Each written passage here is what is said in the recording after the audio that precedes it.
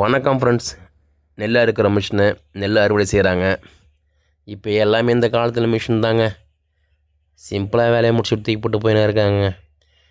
நான்லாம் சின்ன வயசில் இருக்கும்போது எனக்கு கருத்தறிஞ்சு எங்கள் அம்மாலாம் வந்து பார்த்திங்கன்னா நெல் அறுத்து போயிட்டு கட்டு கட்டி கொள்ளையிலேருந்து இன்னொரு இடத்துக்கு அதை எடுத்து போயிட்டு டிராக்டர் வந்து அடிக்கும். டிராக்டரு கும்பலாக போட்டு டிராக்டர் சுற்றி சுற்றி வரும். நீங்கள் பார்த்துருப்பீங்கன்னு நினைக்கிறேன். அதை பார்த்தீங்கன்னா அதுக்கப்புறம் பார்த்தீங்கன்னா நெல் அறுக்கிற அதாவது நெல் அறுக்கிறதில்ல, நெல் அடிக்கிறது மிஷினு. நம்ம இடத்து இன்னொரு இடத்துல போயிட்டு அது ஒரு மிஷின் அங்கே ஒரு இருக்கும். அந்த இடத்துல போய்ட்டு கொஞ்சம் கொஞ்சமாக உள்ளே விடுவாங்க. அந்த வேலைக்கு நான் போயிருக்கிறோம். அக்காவுக்கு உடம்பு சரியில்லாமல் அக்காவுக்கெல்லாம் அப்போ அவங்க அந்த வேலை தான், அம்மாவும் அந்த வேலை செஞ்சாங்க. எனக்கு நான் சின்ன வயசில் இருக்கும்போது பார்த்தீங்கன்னா அங்கே போய்ட்டு அந்த இடத்துல ஆடை விட்டுட்டு மாடு நிறையா மேயும், சூப்பராக இருக்கும். அங்கே அவங்க கொல்லிக்காரெலாம் சாப்பாடு எடுத்துன்னு வருவாங்க. சாப்பாடு அவங்களுக்கு சாப்பிட்டு எங்களெலாம் கூப்பிட்டு போடுவாங்க. சூப்பராக இருக்கும் சாப்பாடு. ரசம், மோர், சாம்பார் அந்த கிளைமேட்டு நல்லாவே இருக்கும். அந்த காலம் வந்து அது ஒரு காலங்க.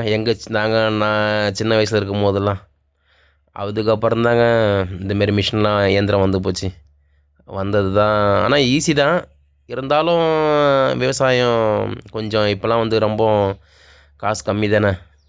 எல்லாத்துக்குமே மிஷின் வந்து போச்சு. மக்களுக்கும் கொஞ்சம் சிரமம் இல்லாமல் விவசாயம் பண்ணுறாங்க. ஆளும் வர மாட்டுது. அவங்கள சொல்லி நம்ம தப்பு சொல்லக்கூடாது. ஏதோ வாழ்க்கை ஓடுது. அடுத்த ஜென்ரேஷன் என்ன நடக்குன்னு தெரியாது.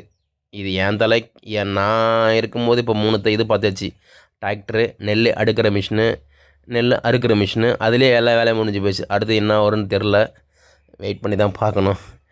விவசாயம் முக்கியமாக விவசாயத்தை நம்ம கை விட்டுறக்கூடாதுங்க. அதுதாங்க நம்ம சாப்பாடு போடுறது. பாருங்கள், உங்களுக்கு விவசாயம் பிடிக்குன்னா லைக் பண்ணுங்கள். நம்ம சேனலை சப்ஸ்கிரைப் செய்துங்க. நன்றி.